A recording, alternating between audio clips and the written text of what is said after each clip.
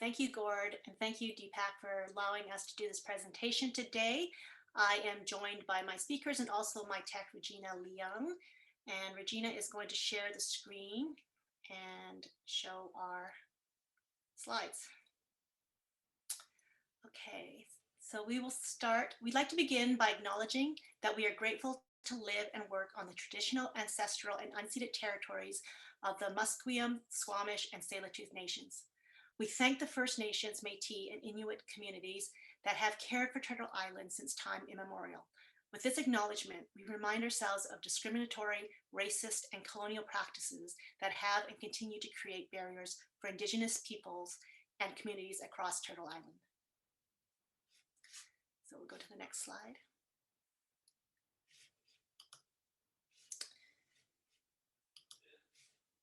So hello, everybody. Welcome to the Eliminate Hate, Anti-Asian Racism and Anti-Hate presentation. My name is Barbara Lee, and I am the president of the Vancouver Asian Film Festival and team lead of Eliminate Hate. E8, what we call E8, is the advocacy arm of VAF. E8 was one of the earliest initiatives launched in April 2020 to respond to the rise of anti-Asian racist attacks during the pandemic. VAF is the oldest Asian film festival in Canada, celebrating 25 years in 2021.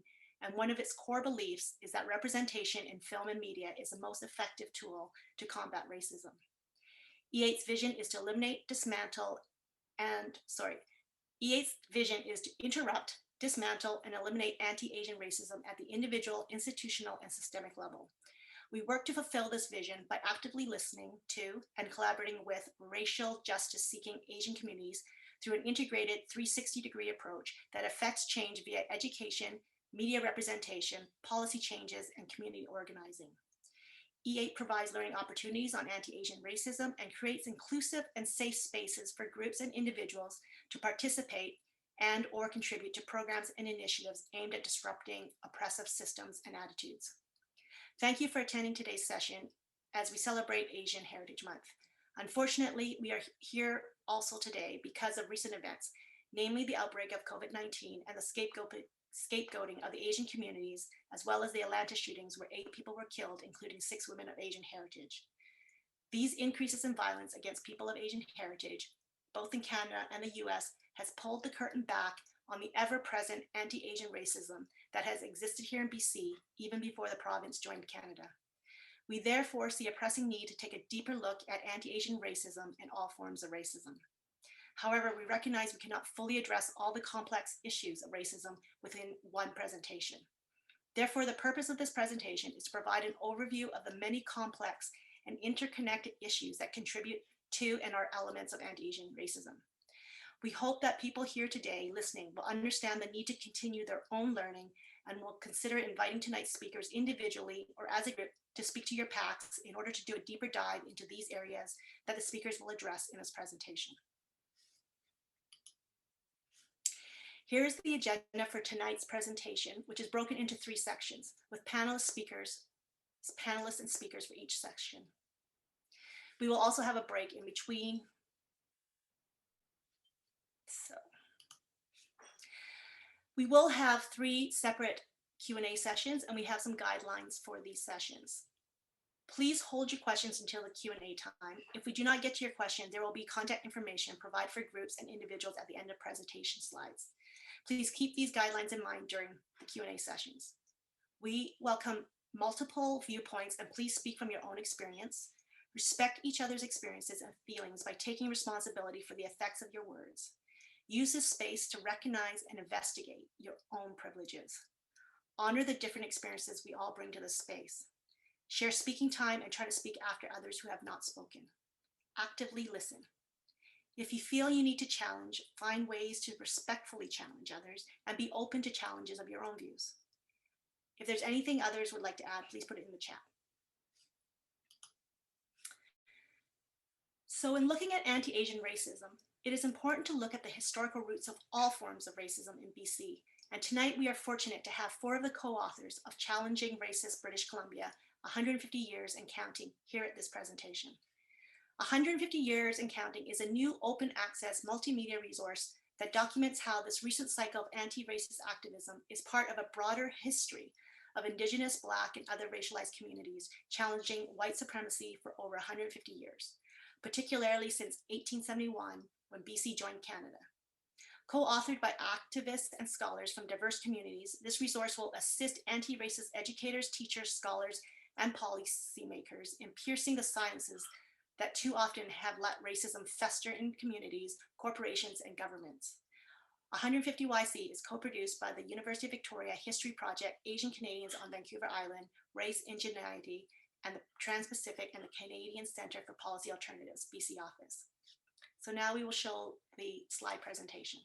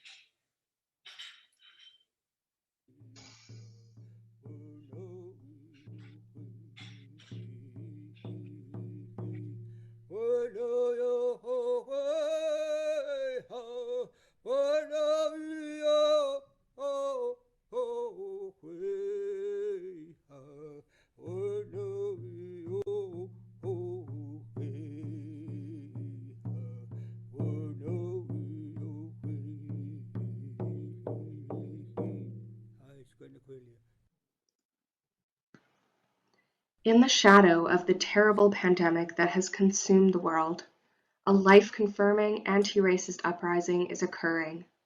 Challenging Racist British Columbia, 150 years and counting, highlights the stories of anti-racism past and present that are opening new avenues for decolonizing British Columbia. Over 100 years ago, 3 Indigenous chiefs, Charlie Solpimult, who is from Cowichan Nation, Joe Capilano, who is Scohopmish, and Basil David Secwepemc, made the arduous journey across Canada and over the Atlantic to London, England. They went to deliver to King Edward VII a petition to demand that he intercede with the Canadian and BC government to recognize Indigenous title to the land in BC. The King received them, but did nothing to help. The formation of the Allied Tribes in 1916 marked the determination of Indigenous activists from across the province to fight for their land, as the province of BC's McKenna-McBride Commission threatened to significantly reduce First Nations land reserves. Career activists Peter Kelly, who is Haida, and Andrew Paul, who is Scohopmish, petitioned the Canadian Parliament in 1926 for recognition of Aboriginal title and a formal inquiry into the land controversy. The government responded maliciously, passing new legislation making it illegal for First Nations to access the courts to advance Aboriginal title cases.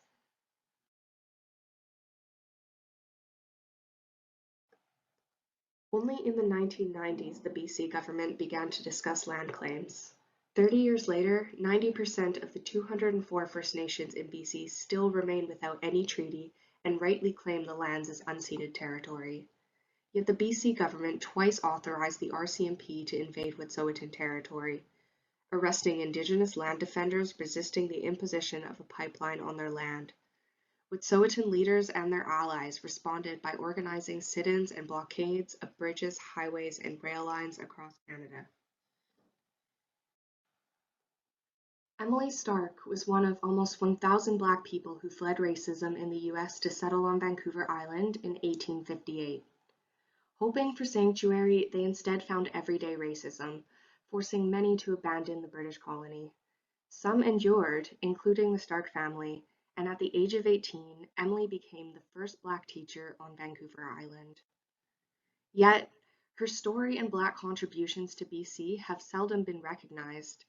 In the 1960s, the only center of the Black community that survived, Hogan's Alley in Vancouver, was bulldozed to make way for a freeway. In May 2020, Black Lives Matter rose up in the wake of the murder of George Floyd and other racialized people by police in the US and Canada. This movement focuses on police violence and racial profiling capturing the close ties between colonial white supremacy and systemic racism targeting Black, Indigenous, and Asian communities today. The BC Black History Awareness Society and the Hogan's Alley Society today are fighting to have the BC government recognize Black people, their communities, their contributions, and to include their stories in BC's educational curricula. It was 1900 when Tomokichi Homa walked into a polling station and demanded to be registered to vote. When refused, he went to court challenging the ban on voting for Asians and Indigenous peoples, which the BC government introduced in 1872, the year after Confederation. This legislation was put in place at a time when Indigenous and Chinese people represented 80% of BC's population. Homa won his case twice in court, but the BC government refused to accept these rulings and took the case to the Privy Council in London, where Homa was eventually defeated. Many more activists, such as Velma Chen from the Chinese Canadian Association, also pressed for the right to vote. In 1945, Chen and 6 others organized a petition and met with the BC Premier to demand the right to vote, to be employed in public services, and to practice law and pharmacy, the same rights afforded to white people. By 1949, they won that battle. But the movement for civil and democratic rights did not end with the winning of the franchise for Indigenous and racialized peoples. It has continued in the fight for the rights of women, the LGBTQ2S+ community, sex workers, people experiencing homelessness, incarcerated people, people with disabilities, and many others who too often do not receive adequate protection by government and social institutions against violence, discrimination, dispossession, and criminalization. Activist Hussein Rahim, with members of Victoria's Topaz Street Sikh Gurdwara, publicly protested in solidarity with passengers aboard the ship, the Panama Maru, when they were prevented from landing in Victoria in 1913. When the passengers took the government to court, their lawyer, J. Edward Bird, successfully argued their case, allowing 55 newcomers from India to enter the province. But the BC and Canadian government retaliated the following year, prohibiting the 337 Sikhs, 27 Muslims, and 12 Hindus on board the Komagata Maru from landing. Anti-Asian immigration restrictions did not end even after World War II. In 1963, Ruth Lohr of the Chinese Canadian Association and Muriel Kitagawa of the National Japanese Canadian Citizens Association, with many others, fought the restrictions against Black and Asian immigration, a battle largely won in 1967. But despite government policies promoting multiculturalism and the significant increase in the proportion of non-white residents in BC's population, racialized people continue to be cast as perpetual outsiders, often facing violence as a result. As the early months of the COVID-19 pandemic revealed, anti-Asian racism remains rampant. Last month, the Vancouver Police Department disclosed that anti-Asian hate crimes had increased by 717% in the past year. Pressure has also mounted for the government to collect race-related health data on the disproportionate effects of the COVID-19 virus on racialized communities, and COVID-related racism towards Indigenous peoples has also manifested, such as the blatant discrimination directed at members of Cowichan tribes this past winter. When the BC government with Canada stripped Japanese Canadians of their rights and possessions and forced them into camps in 1942, BC teacher Hidehito Shimizu recruited 120 teachers, many students themselves, to create schools for the 3,000 children interned in BC. The BC government refused to provide education for them, even though it had a constitutional responsibility to do so. After the war, Hyodo later lobbied the government for reparations for the 22,000 Japanese Canadians who lost everything because of BC's attempt to ethnically cleanse the province. To this day, the BC government has failed to fully acknowledge its role or to enact measures of restitution. In 2019, the National Association of Japanese Canadians submitted a formal report to the BC government requesting that it fully address this episode of ethnic cleansing. 150 years ago, BC and Ottawa signed the Terms of Union, an agreement that made this British colony a province like no other.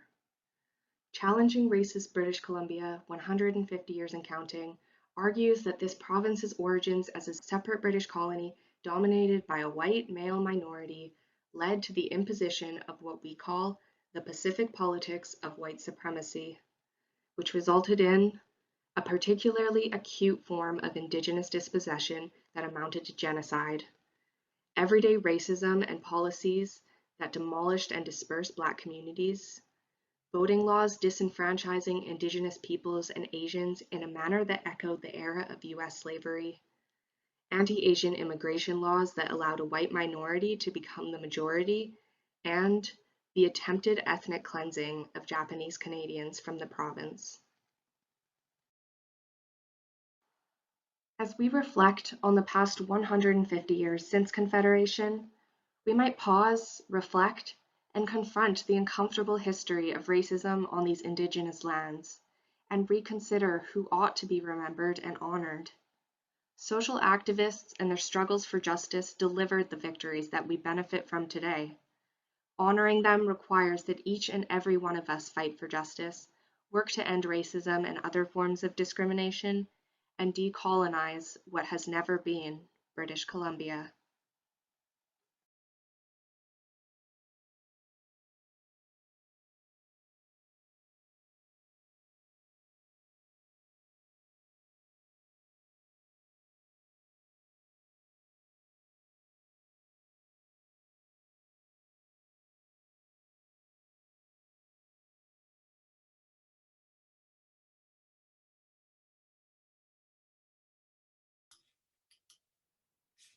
I am now pleased to welcome four of the co-authors of 150 Years and Counting. Fran Morrison, a director and board secretary with the Black History Awareness Society and was a project manager in the private and public sector for more than 25 years. Specifically, as a director, her role includes manage and oversee content research and development for the Society's website, develop and deliver presentations on early Black history for middle school, high school, and adult learners, and work with public, private, and community-based organizations. Most recent project for BCBHAS as project manager and content manager, she led the design and development of the online exhibit with Digital Museums Canada, which opened December 2020. British Columbia's Black pioneers, their industry and character influenced the vision of Canada. Next is Judge Marika Omatsu. 28 years ago, when Marika Omatsu was appointed a judge, she was the first East Asian woman to hold this position. Before this honor, she practiced criminal and administrative law for 16 years in Toronto. Judge Omatsu was on the National Association of Japanese Canadians NAJC strategy and negotiation team that won redress in 1988 for her community. Her book, Bittersweet Passage, documented that struggle and won the Prime Minister's Award for Publishing and the Laura Jameson Award Prize for Best Feminist Book. Her 2018 video, Swimming Upstream, sets out the Japanese Canadian case for redress from the British Columbia government. Most recently, Judge Omatsu has been named to the Canadian Race Relations Foundation Special Advisory Council 2018 and the NAJC Steering Committee for BC Redress 2019. She has been awarded the Order of Ontario 2015, the National Asian Pacific American Bar Association Trailblazer of the Year 2013, and the Federation of Asian Canadian Lawyers Lifetime Achievement Award in 2010. Next, we have Christine Obansawin, is the former Director of Indigenous Studies at the University of Victoria. Of the Abenaki Odagnak Nation, her research focuses on Indigenous sports history. She co-edited the Journal of Sport History Special Edition, Indigenous Resurgence, Regeneration, and Decolonization through Sport History 2019, as well as a special issue of BC Studies, Unsettling the Islands, Race, Indigeneity, and the Trans-Pacific 2020. Finally, there is John Price, a professor emeritus of history at the University of Victoria. He is the author of Orienting Canada, Race, Empire, and the Trans-Pacific 2011, and co-editor of the special issue of BC Studies Unsettling the Lands, Race, Indigeneity, and the Trans-Pacific 2020. Welcome and thank you all for taking time from your busy schedules to participate in tonight's event. Before we get to the questions, is there any comments, insights you would like to share with the audience about your participation with the book?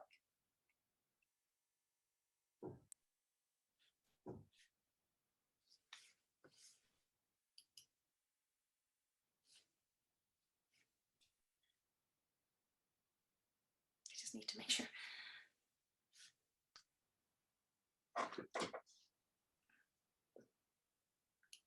Thanks very much, Barbara. I wanted to express my appreciation on behalf of myself and also all the other authors for your work in putting this together. I'd also like to mention that we have with us tonight Jessica McVicker, who is the creator of the PowerPoint presentation that you saw just now. And she's also working on a 30-minute video and an enhanced digital edition of the resource book that we have produced. I just will say a few words, and just to say that I am retired from the University of Victoria, but I have continued to work on research and writing projects related to anti-racism. I live in Vancouver now. And for me, the experience of producing this book was one of making fabulous relationships, working with people I had known before and many new people to produce or to create some space for allowing the stories of anti-racism, for the stories of Indigenous, Black, and other racialized communities, the stories of resistance that are not well known. Too often we find that we repeat the history of colonization, the process of oppression, and don't realize that the affected communities, Indigenous, Black, and racialized communities, have been fighting against this for 150 years, and it's time that their stories take center stage. And that's the spirit, I think, that we tried to uphold in making this book. Thanks very much. Certainly for me, it was a pleasure to collaborate on this booklet with the other authors and to work on the 30-minute film with Jackie Bowie and director Jess McIver. It was a learning experience for me as well. The histories of the other racialized communities, Black, South Asian, Chinese, and Japanese, were familiar to me. However, I was quite shocked when I learned more about the details of the hundreds of years of oppression that the First Nations had to endure and live through. And I was impressed with the resistance that they had to this centuries of onslaught and their commitment to protect the land and the environment, which is something that we must all be grateful for. I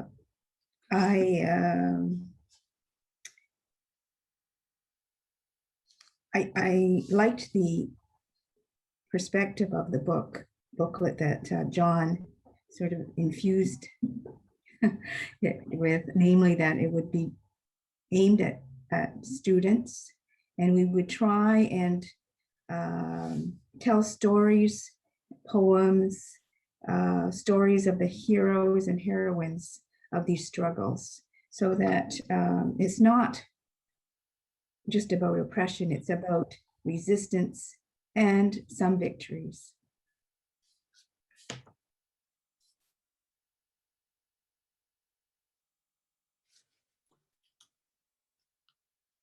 I'll follow up, first of all, by thanking you for having us here this evening. This, I think, was our end objective, I think, is reaching out beyond. For myself, I am a faculty member in the Department of History at UVic, teaching in Indigenous Studies and the Department of History. I come from the Abenaki Nation of Odanak on the east coast of Canada, and have been a very grateful visitor here on Wasanich and Lekwungen territories for 13 years now. And I think for myself, I've been teaching in the university system for the last 15 years. And what has become very clear to me is that students are entering in my classrooms very frustrated. Particularly what I see as a frustration around the lack of history they acquire or gain in their educational experiences around Indigenous histories. And this extends to other issues around other minority groups and marginalized groups throughout Canada. And so when I was invited on to this project, what was really important for me is that we create something that is accessible. And I think our target audience here is, we really hope that teachers would pick up on this, and that teachers would see value in this resource. And it's a first step. And I think we have more work to do, but it's really a first step. I am the mother of two young girls, a 10-year-old and a 6-year-old, kindergarten and grade 4. And I think the work needs to begin much sooner than entering into first-year university. And I think that there's important work to be done in our education systems across BC and across Canada. And I don't claim, I've done a few Pro-D days with teachers here in Victoria. I can't even start to say I know how to teach at these levels. But all I can do is hopefully support developing a resource that the qualified individuals and people that are teaching my children and teaching all of our children will pick up on some of these histories and some of these issues and begin to teach our children, so that when they enter my classroom and all of our spaces, community, scholarly, that they have some of this knowledge, that they're carrying that with them. So again, thank you so much for having us here. Thank you. Hi, everyone. It's really a pleasure to be here and be able to, well, see everyone again, and also to be part of this meeting that the Parents Advisory Council is having. I've described this book as peerless. I'm not aware that at any other time have so many varied cultures and communities come together to produce a resource like this. And it does daylight our collective histories, and they should be daylighted. Because when we don't acknowledge these truths and teach about the roots of it, then the misunderstandings and the racism continues. Not teaching this history because of its painful truths, in some ways is still a form of erasure. And I think education should reflect the world we live in. I was part of our Parents Advisory Council when my kids were in elementary school. So I understand the challenges that you face in terms of wanting to do the right thing for your children, but you're also trying to work with teachers, administrators, et cetera. So I applaud your efforts. And I think this is wonderful that you've decided to have us with you this evening. Just last week, the Canadian Race Relations Foundation released a report, a survey of Blackness in the Canada Project. And it does touch a little bit on education. And it talks about having more educational opportunities. And it talks about that we do need to start at our grade school level to eliminate racial discrimination and racism. And so again, that's a challenge that we have, and that I hope we can take that journey together. Thank you. Thank you all for the introductions. I wanted to open up to the floor, but I had a couple of questions. This was great. One of my questions was, what are the goals and plans for this resource?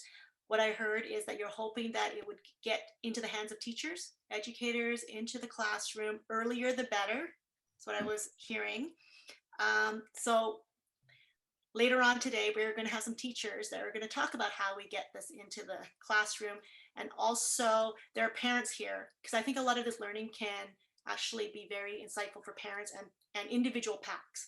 So we're hoping that this will encourage them to invite all of you to their PACs as well. So what I'd like to know is, do you feel that there's a follow-up, or what should be the follow-up to this resource? And what can be the follow-up?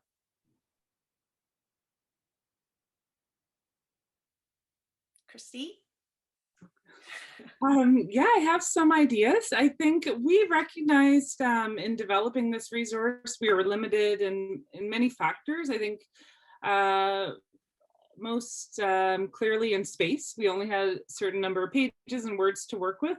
And so it was mentioned before I spoke that I think Marikea mentioned that a lot of the history in there is, I think from an Indigenous perspective, is colonial history. We talk about the entrance of BC into Canada, and we talk about the Indian Act and stuff. And what we really wanted to accomplish in this resource, and I think we did to an extent, is hearing the voices of Indigenous people. And this extends, I think, also to Asian Canadians and Black Canadians in terms of, we want this to be a story of resistance. We don't want this just to be a story about oppression and solely resistance. We wanted this to be a story of the achievements of all of these marginalized and oppressed groups and the resiliency.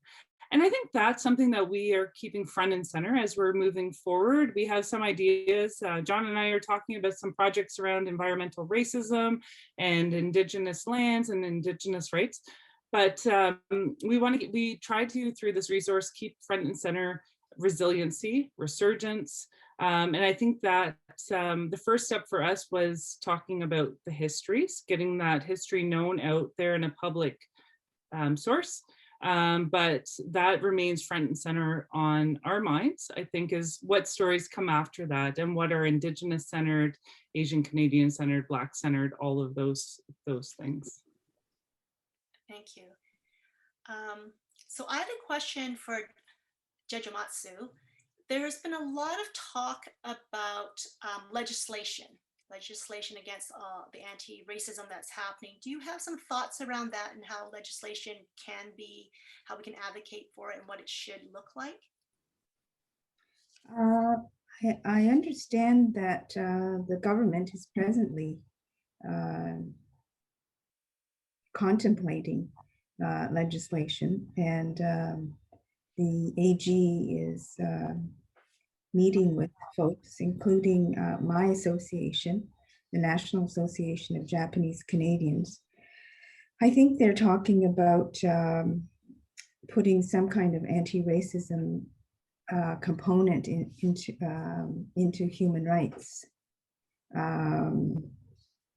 and trying to embed the values of anti-racism in the school curricula. Frankly, I don't know how you do that. You folks who are educators would have much better ideas on how to do that. And I certainly encourage and invite you to advise the Premier and the Attorney General to the best of your abilities about how you think this could happen. Thank you. There's happening on all different government levels. I think I've sat on many panels. So Fran, I wanted to ask you about this digital museum. If you could tell us a little bit more about it. It sounds very interesting in that teachers could be a resource for teachers. Yes, it's with Digital Museums Canada. It's called BC's Black Pioneers. Their industry and character enriched influenced the vision of Canada. So it starts in 1858, and it's 20 stories, and so it's not history, they're stories. Although you get to learn some history, but we didn't want it to become a history book, but we wanted it to be stories about families, about women, men, businesses, and all of the things that they were able to do while they were here. It also has a great gallery. There's about 77 images. That includes images, archival documents, including the Deed of Emancipation that was signed by one of the pioneers when they were leaving the state of Oregon.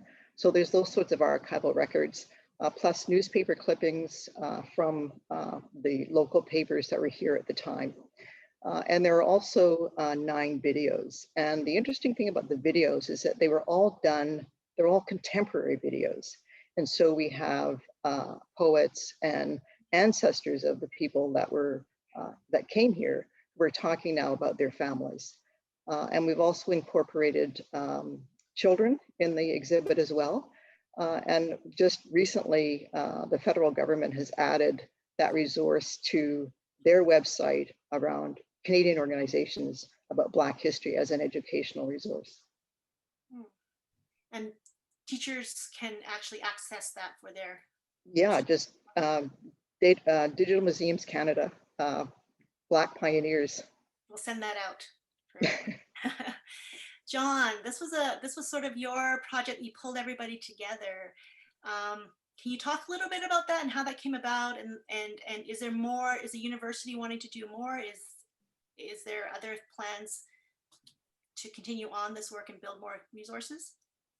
Thanks very much for the question. And yeah, I've been very privileged to work with people from various communities for the past 20 years. And so, you know, I think that what impelled this forward wasn't me, but rather it was the anti-racist uprising that occurred with the pandemic, the reaction and the mobilization against anti-Asian racism, the movement of the Wet'suwet'en people, those fabulous, you know, organized demonstrations in support of Black Lives Matter that involve so many young people, including my daughter, right, who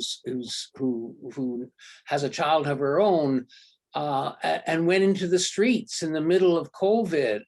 Like this was unprecedented, and it has really changed the world. And so it really pushed us forward to think about how to do something that would bring various communities together. And so, yeah, I've been privileged to work with so many of the people here in different ways in the past, and we just sort of came together and, you know, it just gelled. And like I say, it was the movement that produced it rather than us as individuals. It really is a byproduct of all the efforts that people have been putting in wherever we live as we take on the challenges before us. In terms of further projects, like I think, you know, the DPAC and teachers and young people, like, you know, I'm 71, and so my contact with young people is not as extensive as it used to be. I'm retired, so I don't have the classroom contact. But I think that understanding young people are not the same today as they were 20 years ago or 40 years ago or 60 years ago when I was a child. So understanding where young people are today, I think, is really important, and we have to sort of work with that knowledge, work with that consciousness, and continue to move things forward. So yeah, I think there's a huge amount of work that has to be done. There's the question of translating, like, you know, it is a different country. I went to Japan in 1968. I came back in 1973. Racism was very strong then. It's still strong. It's a little bit different though. And, you know, the fact is that the movement against racism, the fight against racism is continuing in different forms. And until we get at the roots, and that history of British Columbia is so important to understanding the roots. And so, you know, I think we need to translate this into different languages so that newcomers that are arriving have access to this, that don't have English as a first language. There's so many things that I think still need to be done. And I'm looking forward to working with everybody here to seeing some of them come to fruition. Which is a good segue to Nora's question. So I think we're going to let Nora speak because it was like on 3 little text boxes. So maybe if Nora, if you can explain your question, and then perhaps the authors can answer them.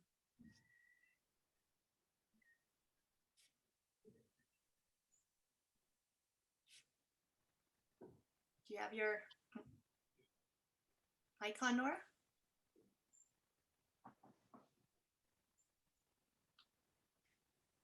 Technology. Let's see.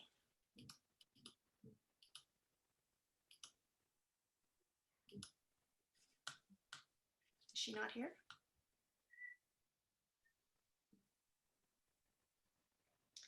All right, maybe I will ask it then. I'll try to. Her question is, any insights into internalized racism, the racism of radicalized people born or raised here against more newly arrived immigrants? Sorry, she means racialized. It's just Racialized. autocorrect is correcting it. Yes. I mean, growing up in Canada as a racialized person requires fitting in and assimilating sometimes to the point of no longer empathizing with more newly arrived immigrants. And I think that's that internalized, that code switching that you do so much to fit in that you now are also discriminating against new immigrants. Anyone want to tackle that one?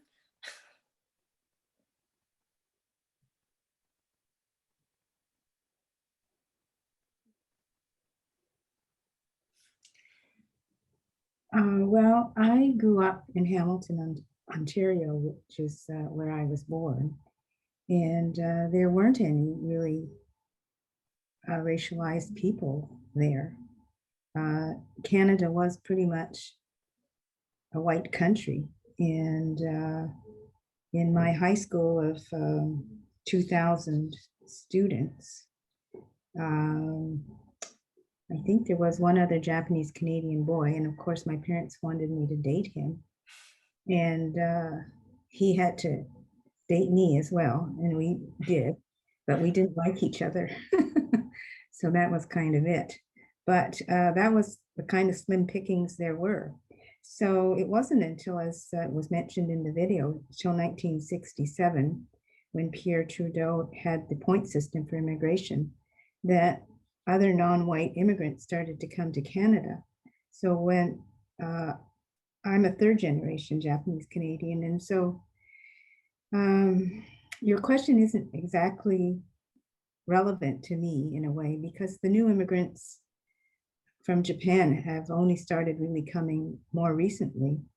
And as I understand it, my statistics may be out of date now, but it's only about 300 to 400 who come a year.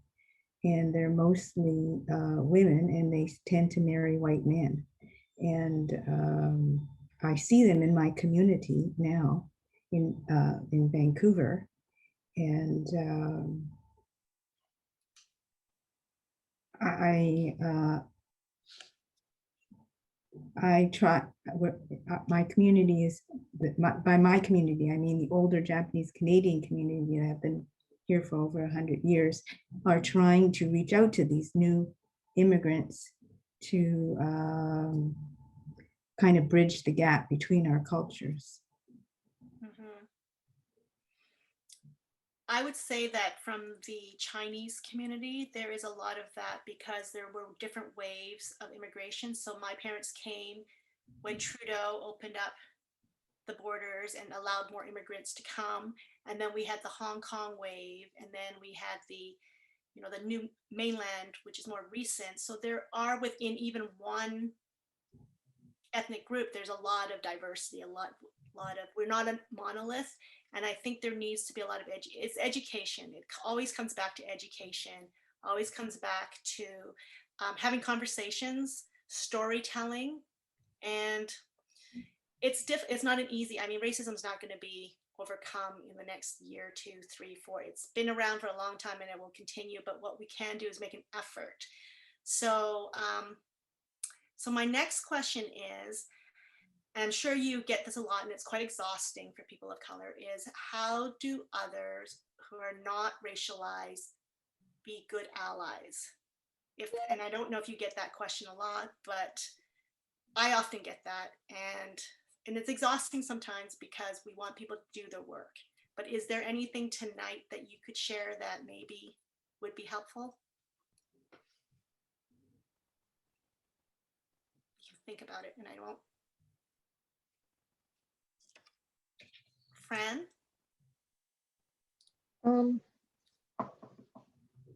I hadn't actually thought about this question, but I think it's easy to talk about these big movements that are happening, but ultimately, racism becomes a very personal thing. It's happened to me. I didn't get the job. I didn't get the interview. I wasn't waited on, or whatever it is, or if it's the kid that gets pushed in the hall every day, or his cell phone gets flushed down a toilet. I mean, those are the things. And so I think in some ways it's kind of trying to remember that it is personal, and that it changes you forever. You never ever forget when you've been discriminated against. It never goes away. And so I think for allies, it's kind of remembering that, yes, we do want to see that support at the big rallies and those sorts of things, but it's also sort of thinking about, on an individual and a one-on-one basis, how you can, when you see something happening, is to do something. Silence is compliance. And I would like to think that if you want to be an ally, then the idea that doing nothing shouldn't be an option. Thank you. Very well said. Anybody else want to add? Christine?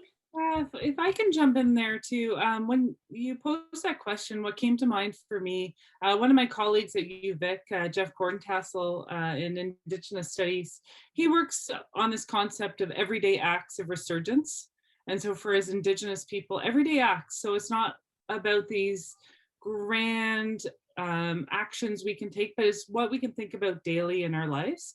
And that's what I thought about, is everyday acts of decolonization, everyday acts of anti-racism. What can we do every day? And some of my colleagues and some of our students at UVic have picked up this concept and adopt this into their parenting. Everyday acts of fatherhood, everyday acts of mothering, and so these are the things, and you keep it front and center. We live these busy lives with our work and our parenting and our children's schooling. But when can you stop and take a minute and remind yourself, remind your children, remind your friends, your family, your loved ones of something? And so that, for me, I think is the everyday acts, whether it's resurgence as Indigenous people, anti-racism, decolonizing our minds. That's what came to mind with that question. Thank you. Yes, every day. It takes every day. Marika, John, anything to add? Well, I would add, from a person who is a settler, non-racialized person, that it's important for people of European heritage to understand what white privilege is. You have to understand your own location in the world. When I say the world, it means also your own location, where you're sitting and your relationships with other people. And that is important, because otherwise it's a non-starter. It's just sort of like, performance, being progressive. And it means understanding your family history as well. At the same time, there's a danger of turning inward. I think the question of everyday acts is very important, but it means that people have to unlearn a lot of stuff. They have to learn new stuff, and they have to share that. So I think it's really a complicated thing to be an ally. I think we have to. There is a question. While I agree that the question of the big picture and whatnot can be overdone, and that the everyday acts are very important, but it's also important for people to become socially engaged, right? Not to stand on the sidelines, but when issues are being discussed, when there are activities going on, you know, it's important to step up and engage in those things, because that's how it's through your own experience, not just, you know, reading or whatever. It's through the experience. And once you engage as an ally, things become much clearer in terms of what's happening and what needs to be done and how you can best support Indigenous, Black, and racialized communities. I just wanted to ask, especially in an Asian community, Japanese community, we're very quiet. So I wanted you to maybe address how do we get our community to speak up a bit more then, and also what you wanted to say. Yes, we have been raised to be quiet, try and be invisible, and it is an effort to speak out. And this, the anti-Asian racism that is happening right now has caused a lot of Asians to do that. And I think that's for the good. Because it's May and Asian Month, Heritage Month, there's been many panels that I have been involved in. And one thing that I have suggested to folks is to take bystander training. It's something that I took. And it's if you happen to be on a bus, let's say, and there's somebody making anti-Asian or anti-anything rant at somebody who's sitting there as a passenger, what do? Often people do nothing. And I've heard from people who have been targeted saying how hurt and isolated they felt, even when they were with their buddies and they were told, oh, go back to China. And their buddies grew up with them in Vancouver. They knew that they were born here, et cetera. And yet their buddies said nothing. And so they felt very vulnerable and lonely.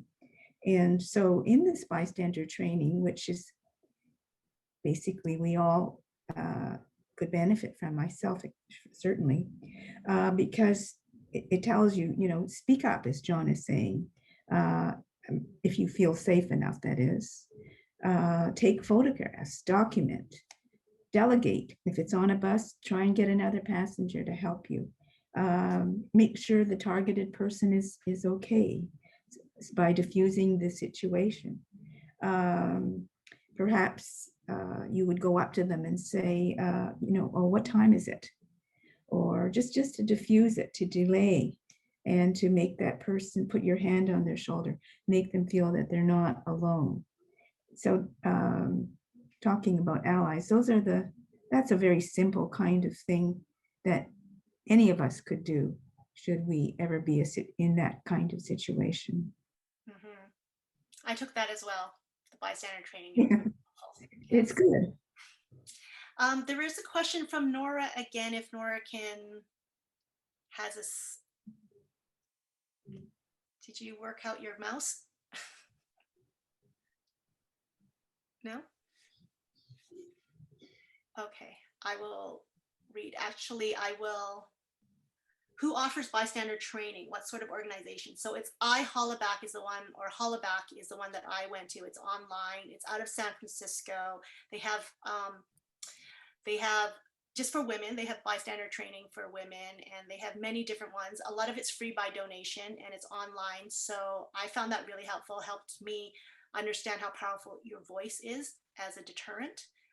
So you can look that up. I think it's hollaback.org. Yes, I'll look that up. I took that as well. Yeah, very good. May from Churchill. In December 2001, Senator, proposed a motion that was adopted. Not a question. So they put it in so many people have taken that. It's very good. So back to Nora's question. My question regarding PET was a great champion for racialized people and for the charter. In the resource, he was only mentioned in reference to the white paper in 1969. However, afterwards, he also enacted Indian Education Schools Act, Section 25 and 35 of the charter, and the TRC report mentions that in 1968, residential schools started being wound down. I think Yeah, I can talk now. Okay. Yeah, so yeah, I just wanted to ask the question of the panel because for many racialized people, Pierre Trudeau was a great hero, and so I don't. So I'm just wondering about his treatment in the particular resource because he's only mentioned in terms of like his 1969 white paper, and there were problems with the white paper, and even today. But on the other hand, the Indian Act was very racist as well. So there's reasons for him to do so. But afterwards, I think he did took a lot of positive steps on behalf of both racialized people and also Indigenous people as well. So I'm just wondering why this resource just mentions him in terms of something of the white paper, which is something that happened in his first year in office. All right. So I think the question is really why wasn't he more, there was not much more written about him and what he did. I can tackle that from an Indigenous perspective.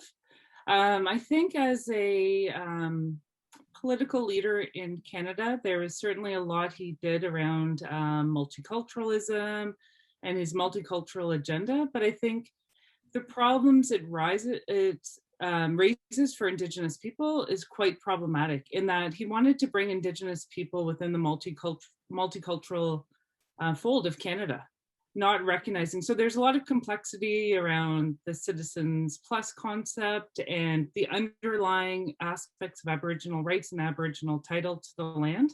And so we raised the issue around the white paper and the problematic policy. And I think Nora mentioned that there was most certainly a problematic policy.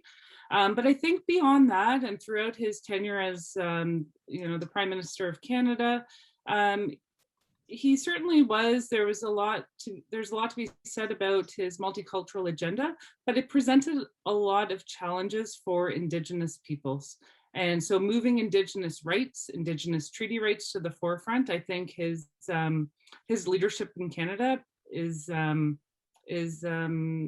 problematic. It is contested. And so again, more probably could have been said. We were limited in space and scope within the resource.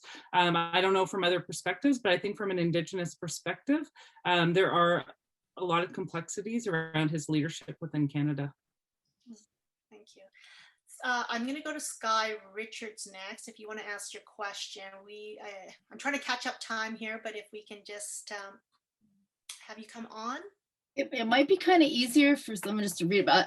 It's sort of several questions. It's really mostly connected around the link between, the violence, not only racial, but violence against in terms of women, in terms of in communities, and how the land has also been sort of in many ways destroyed, and how that's part of the economics. So if you sort of read it, it may make a bit more sense. I could read it directly, but I said, could you state any connection that any of you see with the teachings of decolonization and how destruction of the environment is connected to the oppression of women in many cultures? And how do you see this in a more patriarchal systems?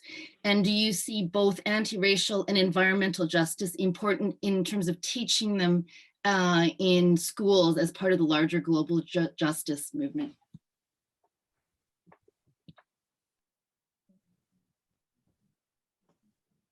Anyone want to take that on?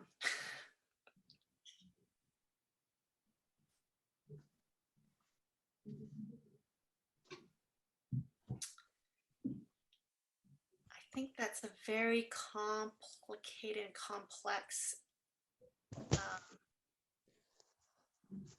maybe we'll have to take that. Maybe we'll take that question and we'll pose it. And if after some time to think about it, I don't think it might be something that can be answered so quickly. I agree. So, it's a big question, but it connects with a lot of things. But just if people can, if it comes to them at some point, That'd be great. Mhm. Thank you. I'll send that to them. I'll copy and paste it and send it to them, and if there's thoughts on it. And so I'd like us to take a break at this time. Thank all the co-authors for coming on tonight. You're welcome to stay and listen to the other speakers, or you're welcome to have to leave, because I know that you have a very busy schedule, but I really appreciate it. And all the parents here today and other attendees really appreciate having you.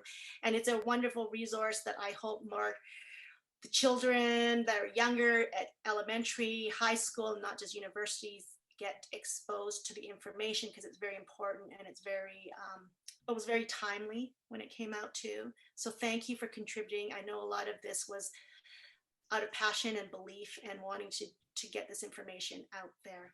So I am going to put the email address. I think that's to Jessica, that will answer any questions that the audience might have. And also, speakers are available, authors are available to come to schools to speak and try to get this resource out there to be dispersed and available to students across BC.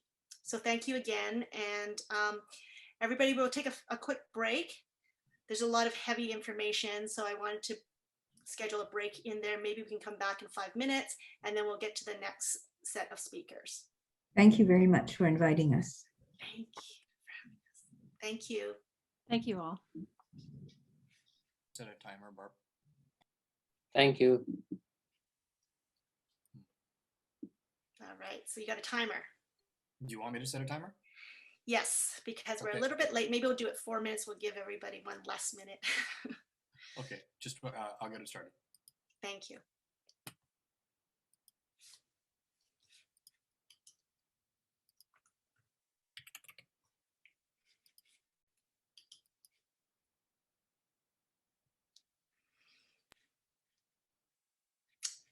Sorry, Gord, I'll let you can have some time in the next session probably. No, I'm good. If you're running late, I don't need the soapbox.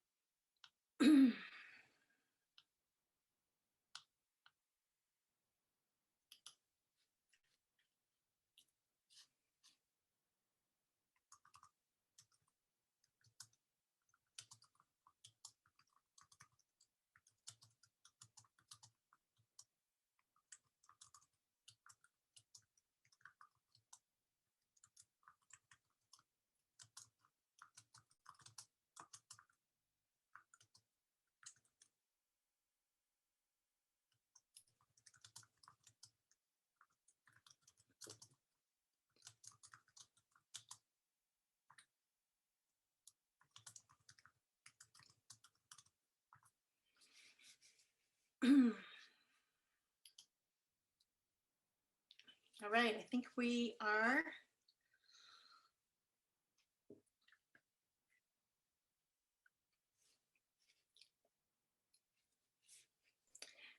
All right, welcome back, everybody. Our next section are community advocates.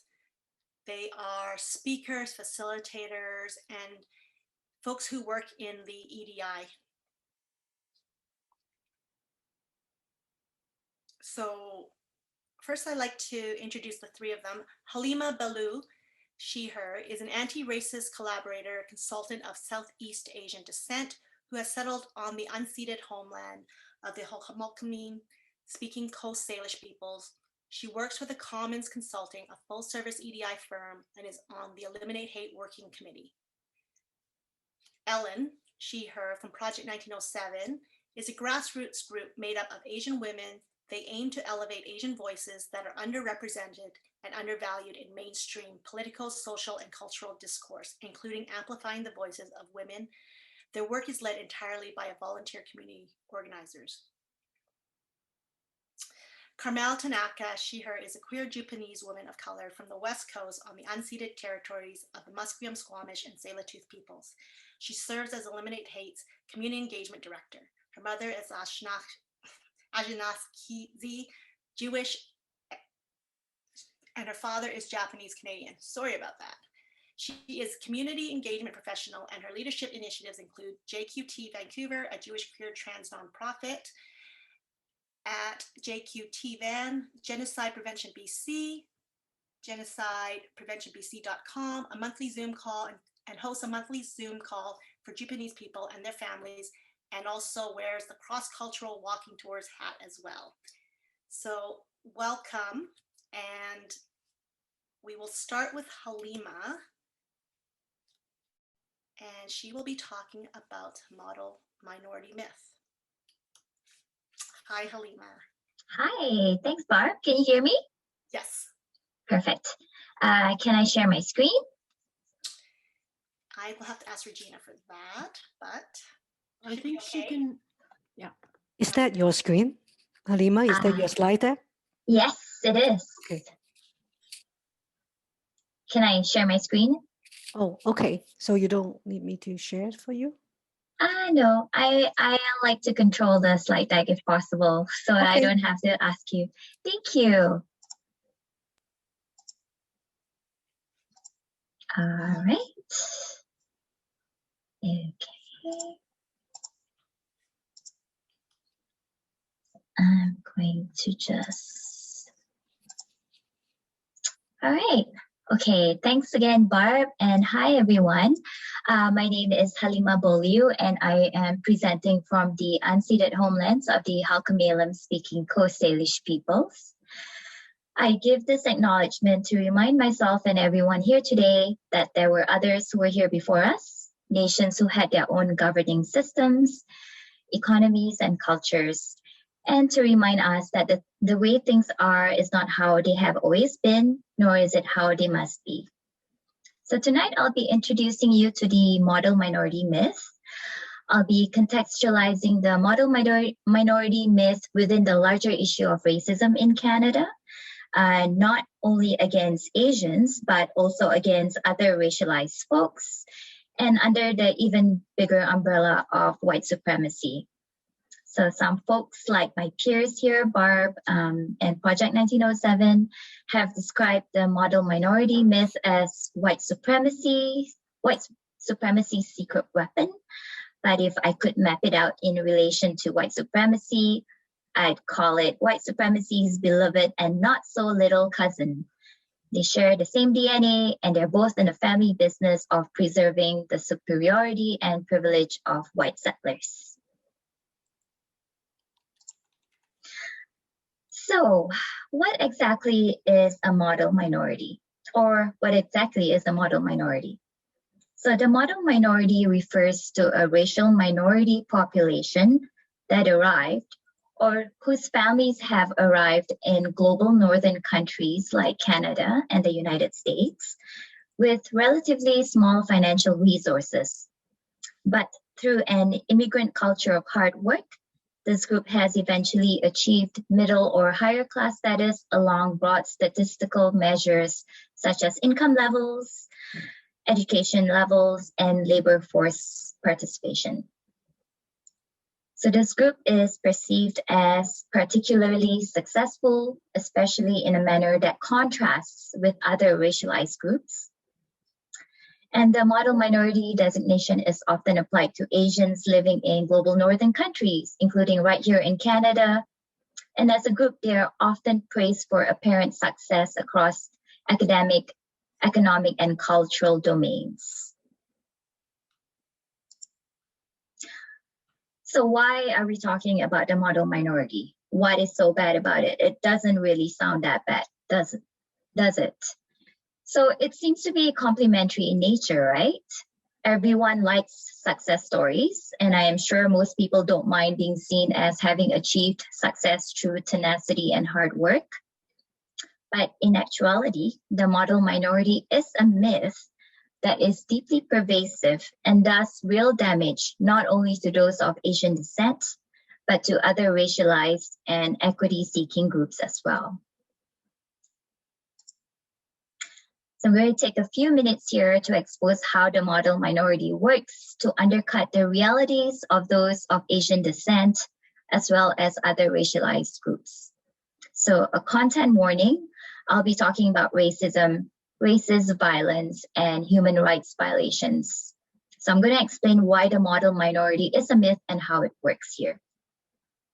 So firstly, the model minority myth erases racial injustice. While seemingly complementary in nature, it fails to recognize the reality in which immigrants and underrepresented groups endure. So the myth perpetuates the idea that Asian communities are able to achieve success in a linear, logical fashion by working hard and keeping their heads down. And this is assumed to happen without hardship or tragedy. Success is achieved quietly. So the model minority, what it does is it trains the eye away from injustices that pioneer immigrants to Canada endured to survive, and whose sacrifices this nation continues to benefit of. So think back, think of the railroad workers, those who paid exorbitant head taxes and spent years separated from their families, and also the Japanese immigrants who were interned. So aside from just not only racial injustice, but it also erases racism. Specifically, it implies that there is no such thing as systemic racism, and it's just that certain ethnic minorities are just better than others, better at adjusting to a different culture, more hardworking, more academically gifted, and this is not true. And when Asian immigrants do well, their success is used against others. Specifically, their success is used to deny racism and to put other groups down. So Indigenous peoples, Black people, and other racialized groups are told, look at those Asians. Anyone can really make it in this country if they really try.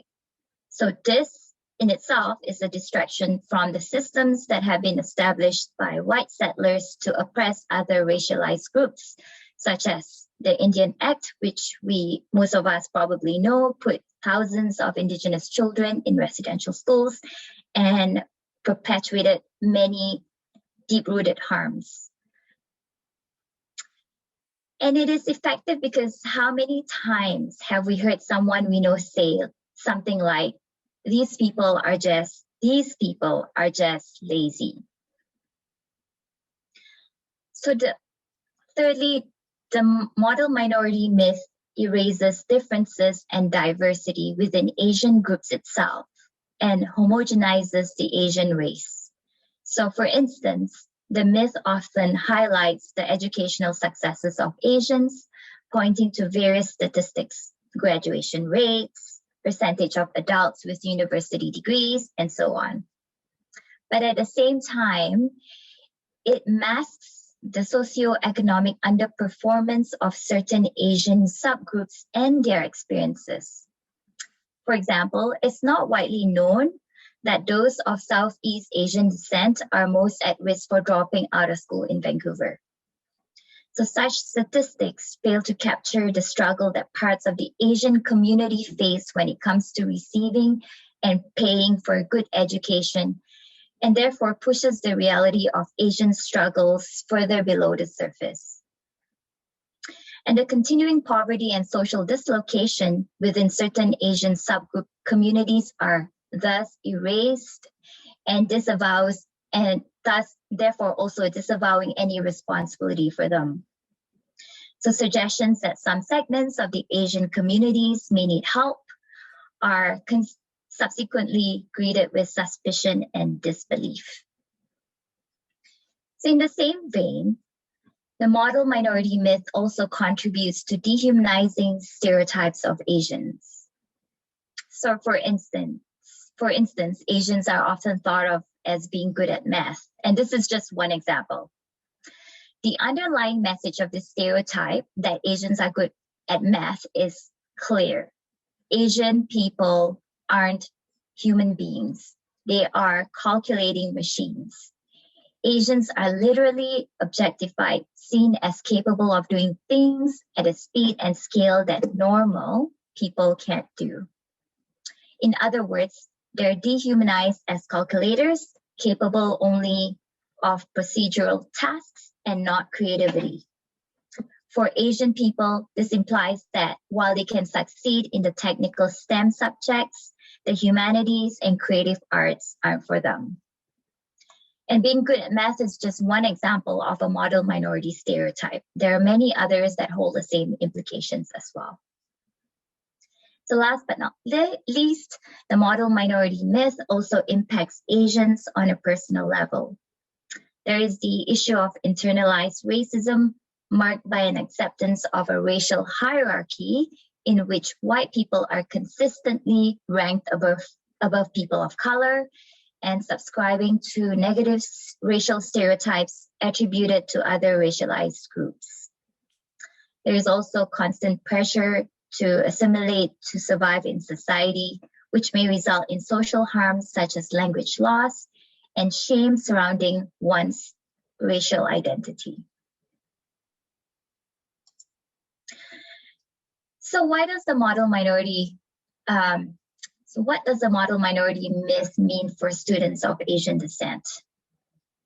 So because Asian students are stereotyped as being studious, intelligent, and successful, higher and unreasonable expectations are often placed on them.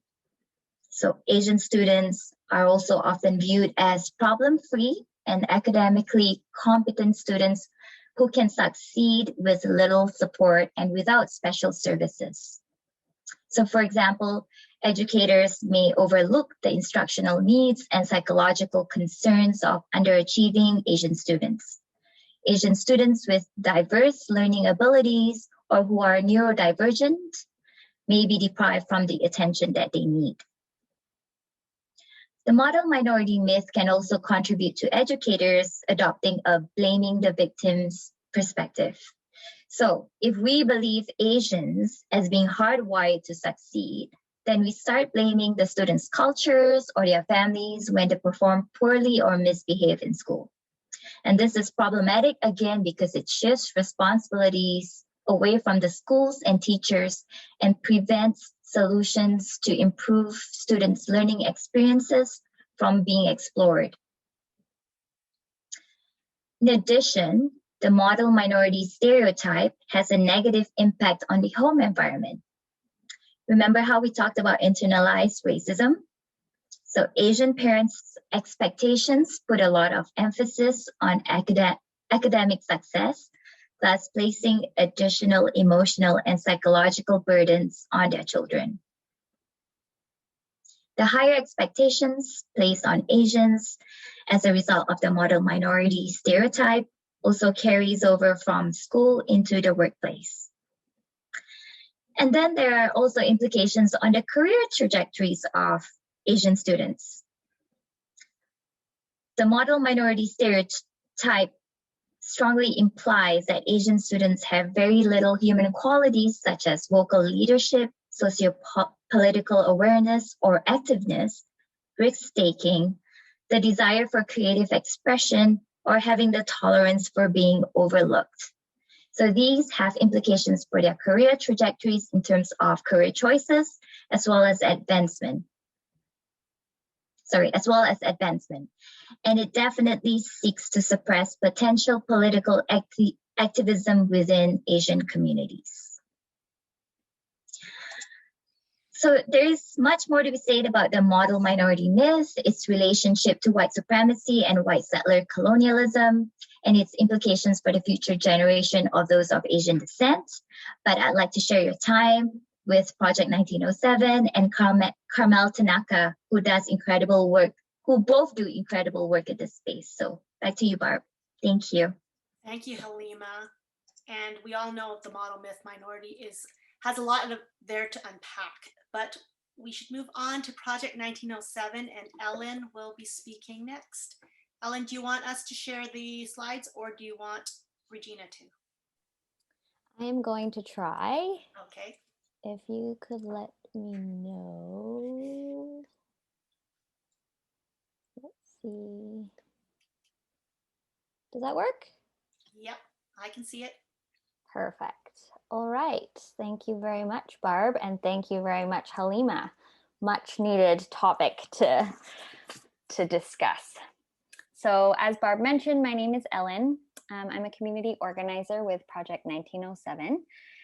We are a very grassroots organization based on the unceded territories of the Musqueam, Squamish, and Tsleil-Waututh nations, and that's also where I'm speaking from today. Our main goal is to elevate Asian voices that are underrepresented and undervalued in mainstream discourse. And our name, Project 1907, is an invitation to look into our history as an entry point. So our name refers to the 1907 anti-Asian riots that took place right here in Vancouver.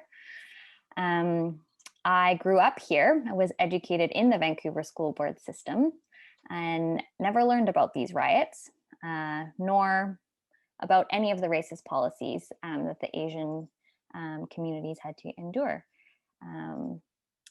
In Vancouver, BC, I learned very little about even also what Indigenous communities and other racialized communities went through.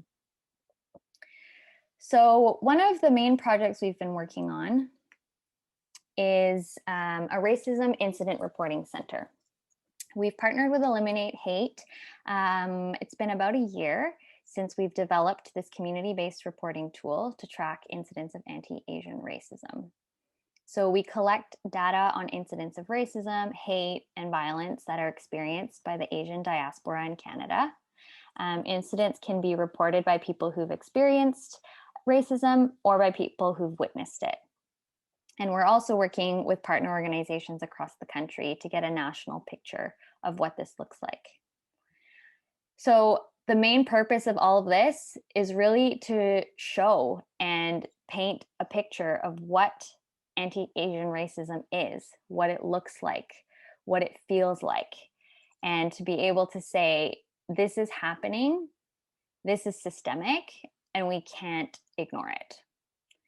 So I'm going to share some statistics and quotes with you that have been reported to us. This is brand new updated data, so you're actually the first audience to receive it.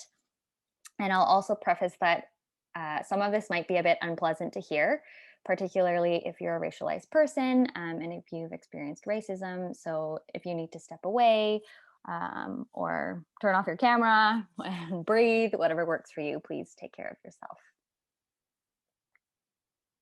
So since the onset of COVID-19, since it arrived in Canada, we've been collecting incidents since March 2020. And to date, we've collected over 1,500 incidents of anti-Asian racism that were reported to us through Eliminate Hate and covidracism.ca. And when we look at the numbers that are coming out of similar initiatives in the US, Canada has more reported incidents of anti-Asian racism per capita than in the United States. And that's not by a little, it's by a lot. It's actually double. When we break that down even further into the different province, states, and territories, British Columbia has and continues to have the most reported incidents per capita. of any subnational region in North America. So that's followed by California, New York, and Ontario.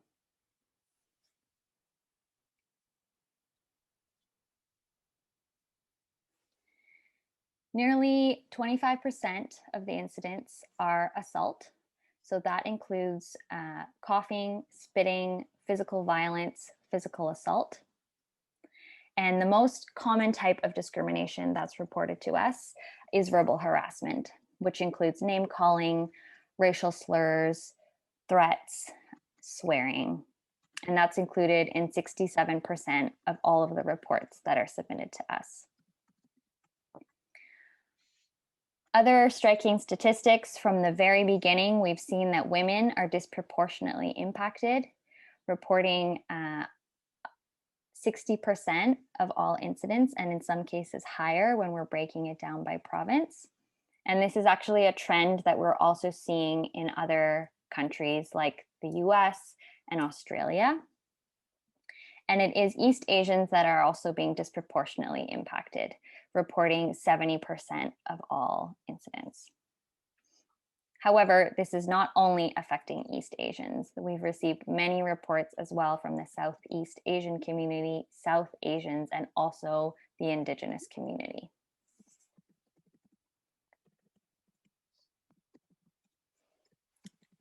I wanted to point your attention to the location of incidents. I thought this was really interesting. So 42% of incidents are taking place in public spaces. So that's like on the street, in a park, on a sidewalk. 20% are taking place in businesses, such as grocery stores, restaurants, and other shops. And then we see the next two are that they're taking place online. Incidents are also taking place in private residences, and then schools. So schools and universities are the fifth most commonly reported location of incidents of anti-Asian racism, followed by public transit. And I just wanted to highlight that here tonight. It was a statistic that surprised me, and I think it is something that is concerning and needs to be addressed. So I would encourage you to share this resource with your families, friends, networks. You can report an incident at eliminatehate.org, and we have reporting available in a number of different languages: Arabic, Chinese, simplified and traditional, Hindi, Japanese, Korean, Punjabi, Urdu, and Vietnamese. And as I said, we're really just trying to get a holistic picture and understanding of what exactly is happening in our communities and to who, in order to know exactly what we need to advocate for to make sure that this does not continue. Wanted to end with this quote that I pulled out of an article in the Washington Post. It says, "Systemic racism is often wrongly interpreted as an accusation that everyone in the system is racist. In fact, systemic racism means almost the opposite. It means that we have systems and institutions that produce racially disparate outcomes, regardless of the intentions of the people who work within them." Racism impacts everyone in the education ecosystem. The Vancouver School District may be one of the most diverse public school systems in Canada, but having a diverse population alone will not shift the fundamental power dynamics that enable racism to exist. So after hearing all this, I just invite you to think about where you sit within the education ecosystem. In your role as parents, educators, administrators, how might you be upholding these systems? And knowing that our systems are set up to benefit some people while harming others, what is your role in disrupting them? I will leave it there and pass it back to Barb. Thanks for your attention. Thank you, Ellen. That was very powerful, very disturbing, and a lot to think about. So our next speaker, Carmel Tanaka, is somebody who goes into the classroom and talks to the students and gives them the tools that they need to express themselves. So I'd like to welcome Carmel to the floor, and she can talk about what can be done for the students. Wonderful. Thank you so much, Barb. Thank you, Halima and Ellen, and of course the authors before us. I know it's 9:15 p.m. and you're lingering on here, so whoever's still here, thank you very much. And also, I do know that this is being recorded, so hopefully those who weren't able to attend or needed to leave can pick up off where they left. Regina, if you would be so kind as to share, starting on slide 26, that would be great. And as you're setting that up, I am just going to briefly give an overview of what I do at Eliminate Hate. So, as the community engagement director, that is what it means. I engage the community, and that can look in a number of ways. Regina, if we could go back to slide 26, it's where the Reclaim Your Name circles are. And so I engage community not just at the classroom level, but also for of all ages. And Reclaim Your Name is one of the community initiatives and projects that Eliminate Hate that was launched for Asian Heritage Month with our media partner TikTok Canada. It's a multifaceted project that invites anyone who identifies as Asian Canadians and people of Asian descent to participate by sharing the story of their name and all versions of that. And it's an opportunity to reflect on the pressure many Asian people feel to westernize or anglicize their names in order to fit in. And there's a growing movement to reclaim our birth and ethnic names, and it's through our collective storytelling that we're able to highlight the intersections between our identities and our names. And we recognize that this is a starting point to hold difficult conversations to ultimately help address the societal and systemic issues, including white supremacy, that create insecurity and prejudice about names. And by reclaiming our names, we are demonstrating that respecting all forms of our names is a vital part of anti-racism. So we conducted recently 2 sharing circles.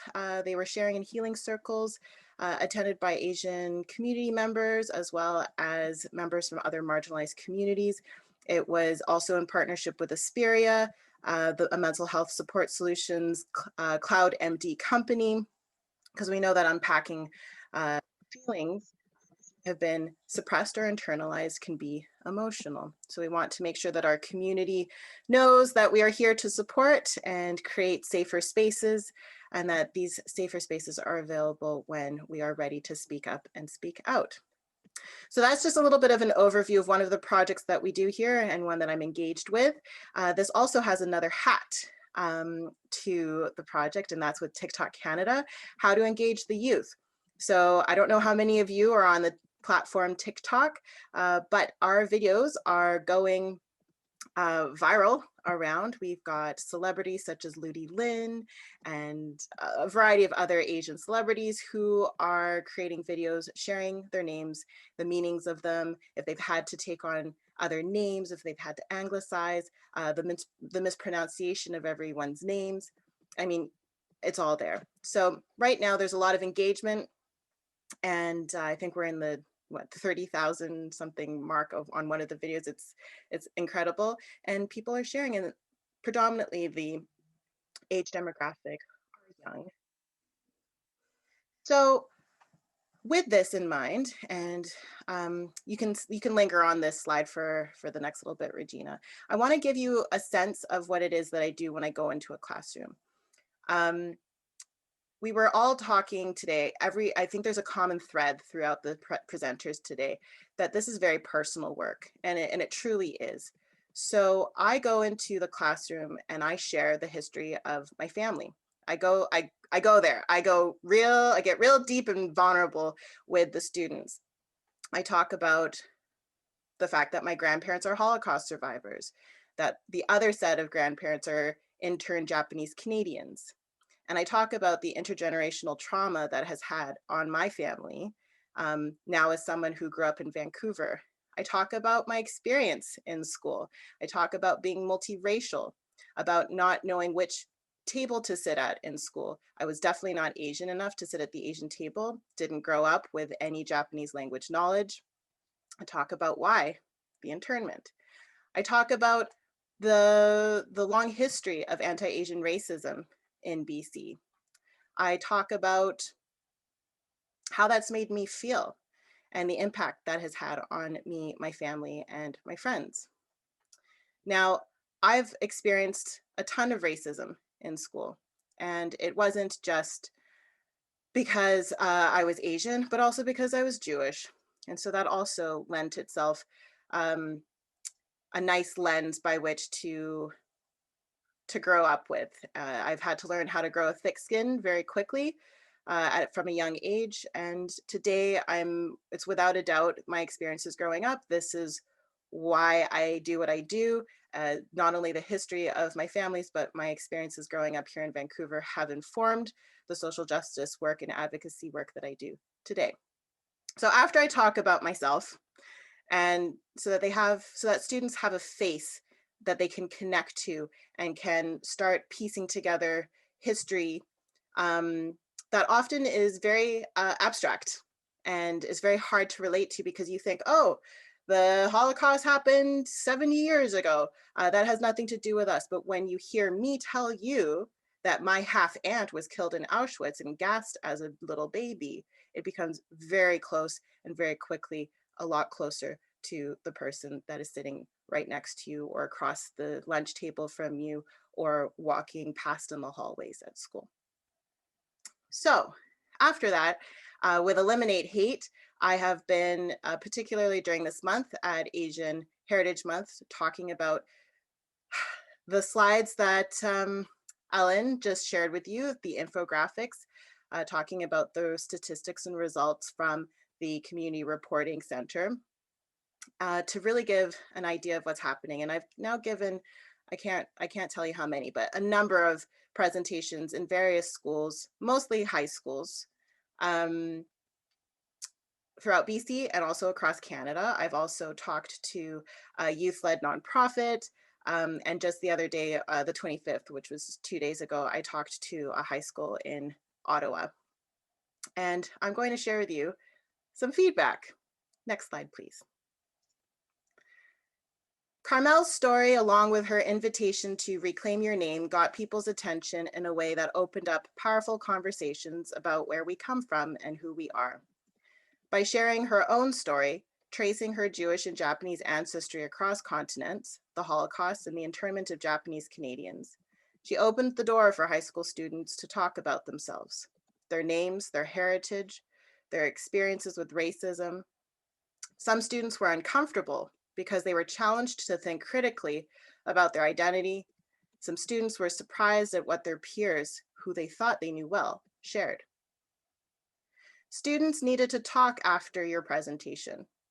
He's writing an email to me to process the emotions stirred up by the intersection of personal identity and fitting in at school and in society. A grade 11 student talked about their mixed race creating the feeling of not being Asian enough to hang out with the Asians, while at the same time receiving racist comments from their white peers. Some students in their class were surprised to hear this because they thought racism didn't exist at our school and had never considered what it was like for that person every day. This was sent to me by the professor, or I should say teacher, I don't know how, high school level teacher, Charles Shawfield from the Meadow Ridge High School. This was wonderful to receive this feedback. And I didn't know that this was happening.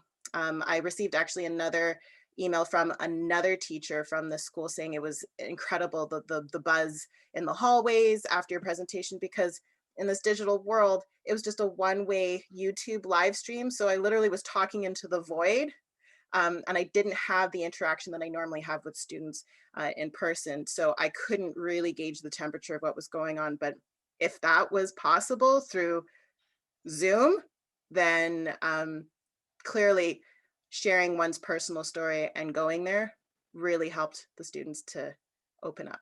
Next slide, please. So I was talking about Talk Future Canada, which is a youth-led nonprofit. I was really really happy to receive this invitation. This is the first row of feedback. I mean, there's a second round, which I'll get to, but this is the first one. Thank you so much for hosting the webinar. It was amazing. We've already received a lot of positive feedback from the attendees, and they really appreciate you sharing your history. It was very fascinating, and we learned more about Canada's history from this workshop than we do in school. They're like 12, okay, just to give you an idea of how old these students are.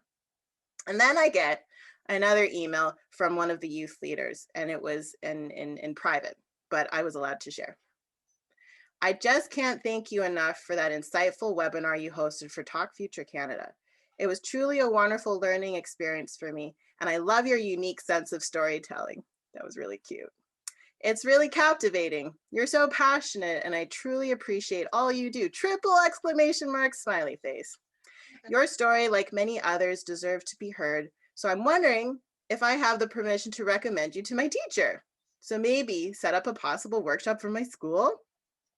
And it goes on and on and on. But I think here is a youth finally putting 2 and 2 together, realizing where the school system falls short for them. It's also Asian Heritage Month, and I feel like my school hasn't done much. Nonetheless, much during the whole school year. Plus, much of Asian history, heritage and history isn't taught to us students, especially from a non-colonial, not curriculum perspective. So this could be a wonderful learning experience and awareness thing for everyone. It'd be a great change for students. So I share this with you, and this is my last slide. You can take it off of the presentation if you like.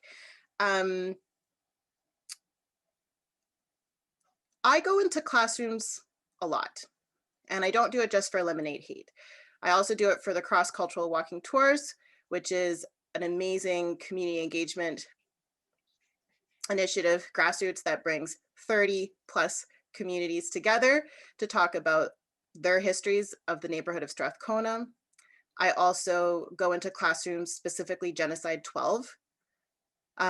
Studies 12 classrooms, to talk about my work as Genocide Prevention BC, which also brings together many marginalized communities, 20 plus, that identify as having gone through genocide. And all of these community engagement pieces and leadership initiatives that I do. Oh, Halima, I think you're, oh, there we go. Thank you.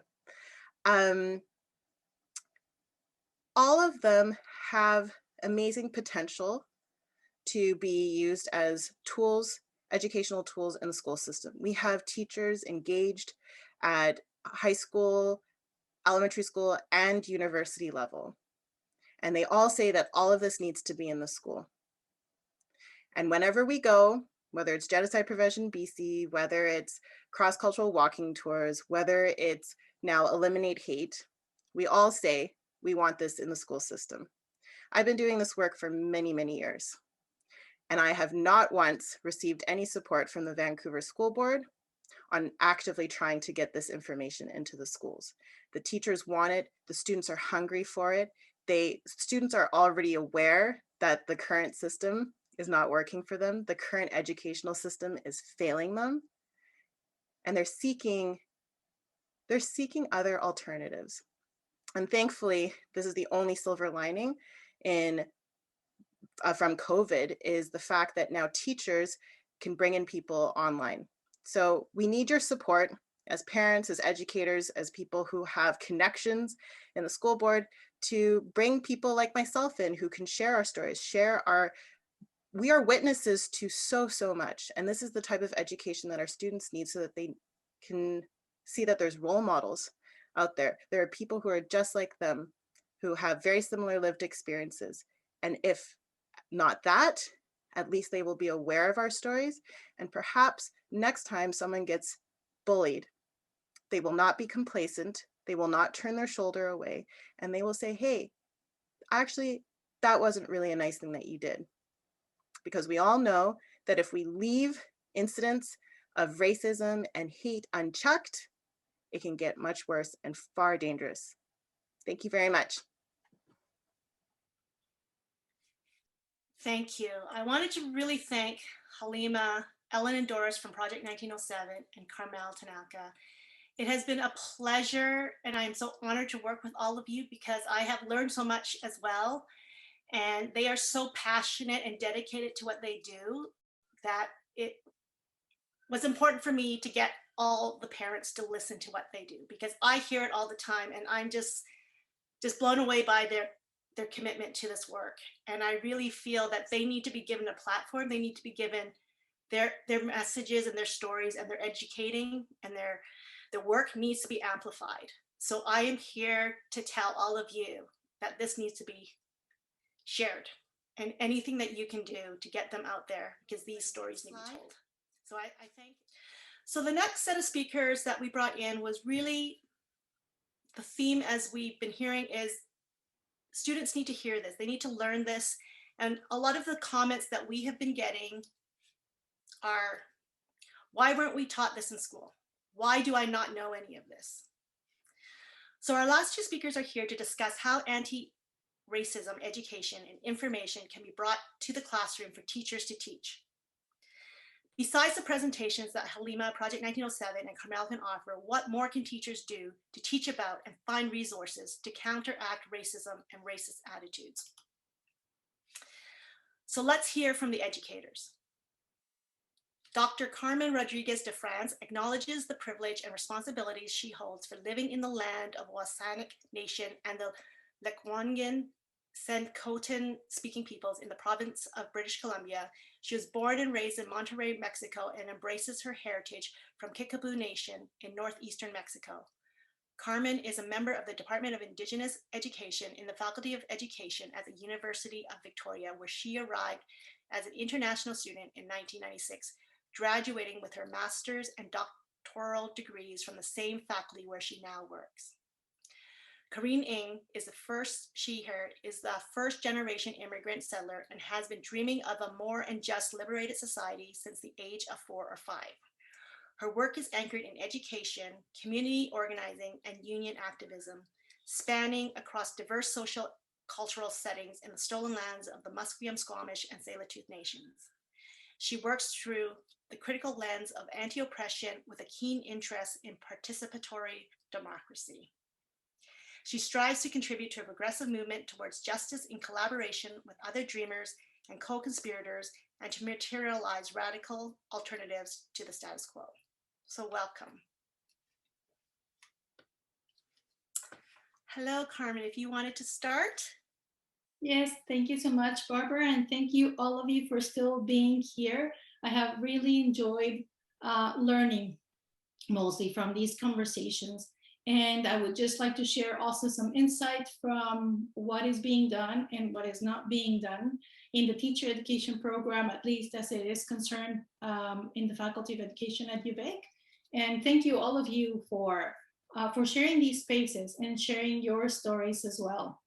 I am also a parent of high school students, and also these stories are very close to my heart. I was a teacher in Mexico, classroom teacher. I am now teacher of future teachers. So that vocation never goes away. And parenting, I think, shows a different dimension of what teaching and learning means. So I will just share a few slides to talk about what is, as I said, what is being done and what is not being done. So I was asked to address this question. Is anti-racism part of a teacher education program, and what are teachers doing to incorporate this in the teacher training? I would just say that the more straightforward answer to this is no, it's not being incorporated as such. I will just start with a quote from several years ago from one of my students. I teach Indigenous education, and this was something that has stayed with me because I think it resonates and reiterates the need that all of the presenters have described in the need to do this work. So my student at that time said, you know, Carmen, you know how we say that the education system is failing Indigenous students. She said, well, I think the education system has also failed me because I can't believe I am in my 3rd year of university and I have never heard of residential schools. So that to me put things in perspective and really reframed this idea of a failing system that is not addressing ideas around racism and discrimination and oppression and hatred, and so on and so forth. So this quote has stayed with me, and I keep it close to my heart in the work that I do at the university. We have a required course as part of all teacher education courses as part of the program, whether it's a bachelor's degree, a post degree, and all our courses that are also community-based in language revitalization, for where most of the students are Indigenous students, and the ones on campus are mostly non-Indigenous students. This course is called El Tanoch and Indigenous Education, and El Tanoch means to make a whole person. And this is a word in Chinchilton, which is one of the local languages, and the word was given to us 13 years ago when we started teaching this course, which initially was an elective and then it changed to be required. So we were the first teacher education program in the province to have one required Indigenous education course in teacher education program. And the principles around this course, we realized when we started teaching it, I started teaching in 2008 as an elective and in 2009 as required. And it has morphed because we realized that students come into our program with a little bit more knowledge about Indigenous education, Indigenous worldviews and perspectives. And we have dedicated a lot of the time and a lot of these 11 years or longer, 13 years now, to look at reconciliation, resurgence, indigenization, revitalization, and reconciliation twice, bookending these conversations. So when I say we don't have anti-racist education as such in the teacher education programs, what I mean is to say that we do talk about racism. We talk about oppression.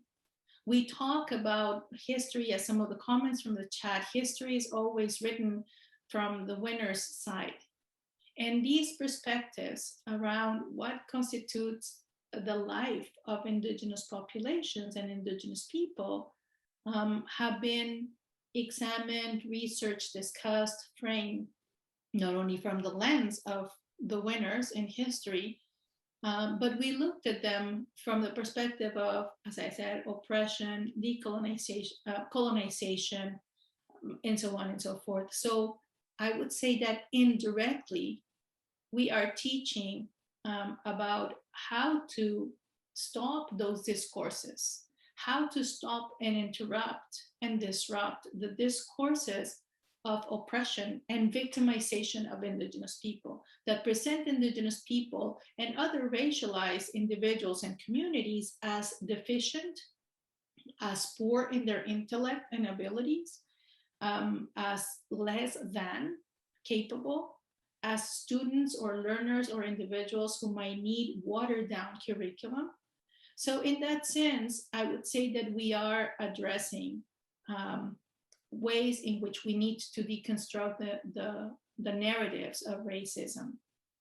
However, in listening to all of the presenters and listening and paying attention to the statistics and listening to my own experiences, not only at the university, but also with my children, well, my young people in my household, and what they share about what happens in school, I realize that we need to do much more than what we're doing.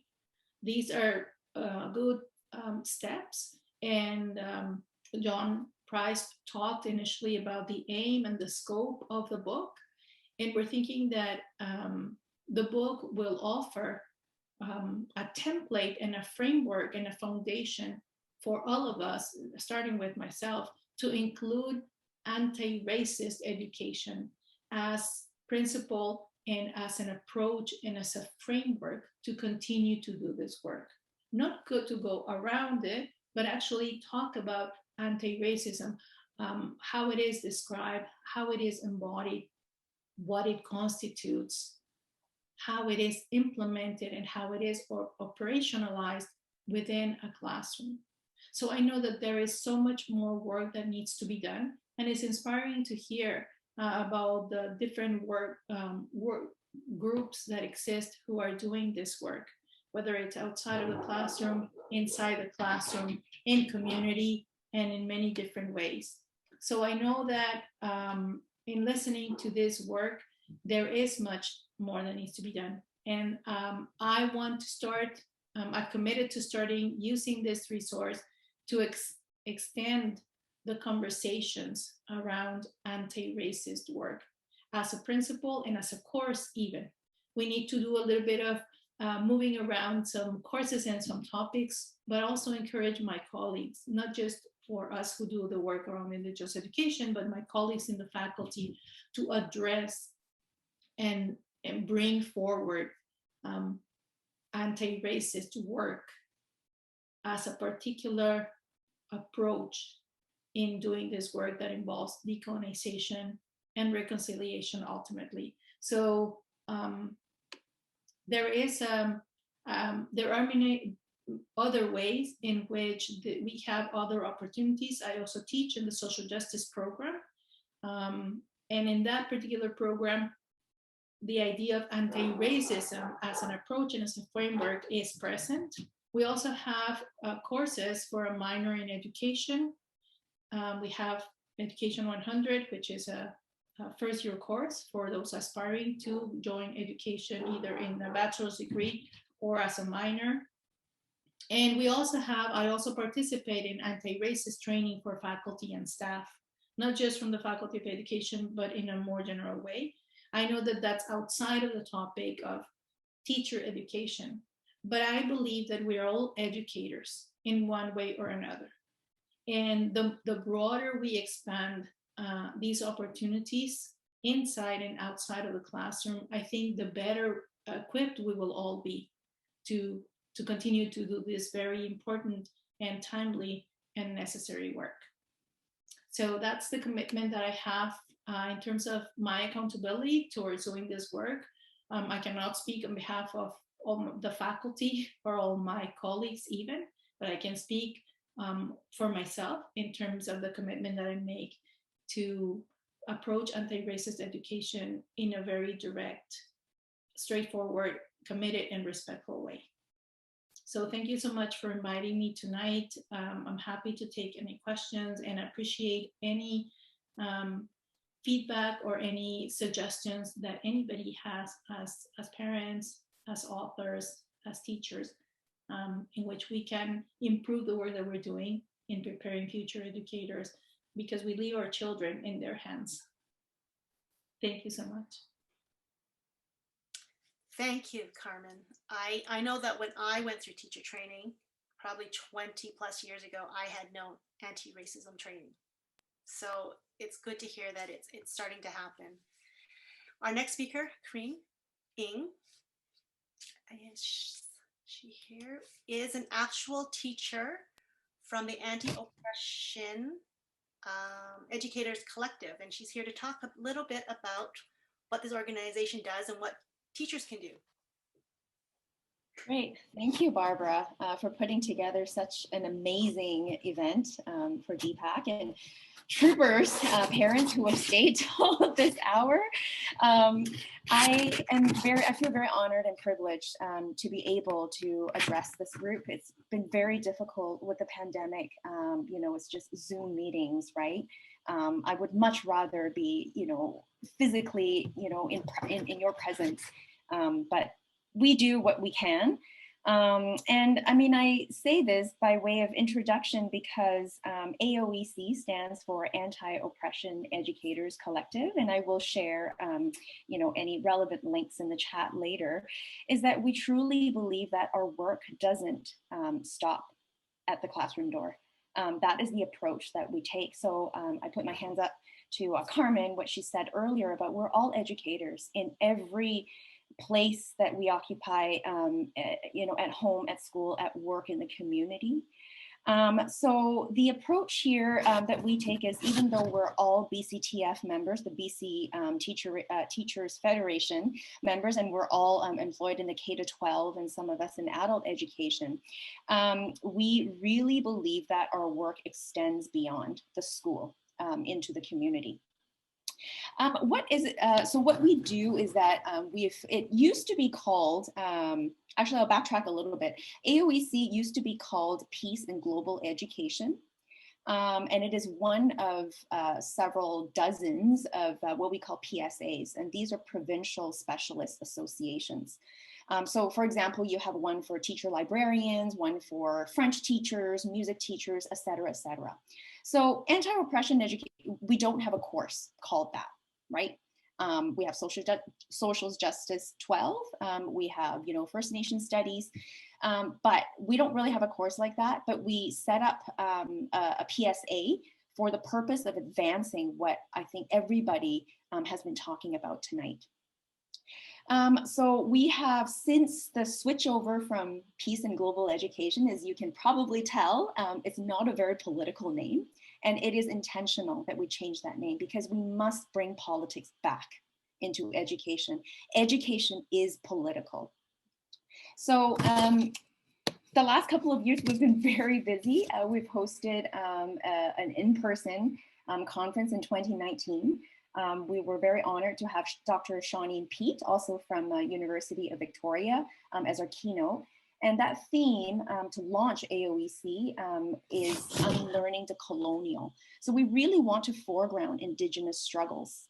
I think in all the work that we do, any kind of anti-racism work, if we are settlers here on this land, we have to foreground their struggles. And this is why we chose that theme to launch. And then subsequent conferences, we also did one on confronting anti-Black racism in school communities. We actually did 2 webinars last year in June in the wake of George Floyd and, like hundreds of Black people who have died, in the hands of, the police. So we felt that we needed to do something to address it. And then we followed up by with another conference last October on anti-Black racism as well. We just wrapped up a conference in early May that is on climate justice. And we took that theme really with an intersectional lens, complicating that by looking at how racial justice and climate justice intersect. So we really believe that, any kind of justice work has to be intersectional. And unless we're all free, no one is free. So we're hoping that this fall in October, our conference will be about migration. This is one theme that we have not taken up, and I think that really intersects well with anti-Asian racism and also Asian history in BC and in Canada. So what is it that, how is it that, how can teachers become involved in this? In the links that I will share later, you can contact us. There's a contact form. The website is very well planned out, and you can see all our upcoming events. We're planning a book club that is open to all members, and you can become a member. Oh, another thing that we want to say is most PSAs are only open to teachers. We actually want parents, we want community organizers, we want labor activists to be partners. We cannot do this work alone. So we've made some very good connections with Asian Canadian Labor Alliance, and we plan to plan our conference together in October. That is one very exciting community organizing that we've done. And also in preparation for the conference, I'm letting you know, nobody knows yet, but our keynote is going to be Harsha Walia, who will be talking to us about migrant justice. She just published a book recently called Border and Rule. I highly recommend that we read it. And you can join our book club. If you're interested, just send us an email via the AOEC website. This is open to anybody who's interested. We just want to be able to have a conversation, like, you know, maybe a couple of emails back and forth first, you know, because it is a little intimate, a booklet, but we do want other people joining us as well. What else can I tell you? Oh, AOEC also informally advises the BCTF leadership. So we've made that connection, and the members on our executive are very well connected. Several of us are involved in the Progressive Caucus within the BCTF.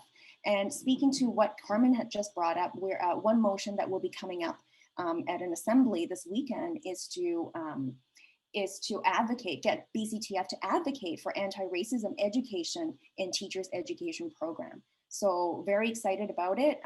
We'll see how that unfolds and develops, and of course we'll, you know, speak in favor of it. Another thing that I would really like to share with you, since this is a Vancouver DPAC, is I'm also involved in, you see my background here, it's called Raising Educators' Voices. We have a public Facebook page, and we're also on Instagram at Raising Educators' Voices. Again, we cannot do this work alone. We recently, many of you know, because I see DPAC doing the work in the removal of the SLO program. You really pulled the weight, and also the community. And I want to say that without Raising Educators' Voices, and without AOEC, moving the needle internally, educating our colleagues, educating our teacher community, I don't think we would be at this point right now, being able to celebrate the removal. And of course, that is not to discount the effort that DPAC has also put into this. So we're very grateful and feel that we're in really good company with you. And I think that is really all I have to say about this. I feel like I've talked a lot about it. So I'm just going to drop the links now. AOEC.ca, ACLA, what I mentioned before, ACLA Ontario, but we also have a chapter in BC. We just had a really successful event yesterday, and you know, we were able to get a lot of Teachers Association to support us, endorsing us and donating. So there's lots going on, and I really think that teachers can play a role in not just advancing, you know, curriculum in our teaching practice, but also in social movements in the community. So there we go. Thank you, Linda, for sharing that. I'll leave it at that. Thanks. Yeah, thank you, Karine. Thank you, Carmen. Thank you, parents. Thank you, speakers. It's amazing the work that everyone's doing.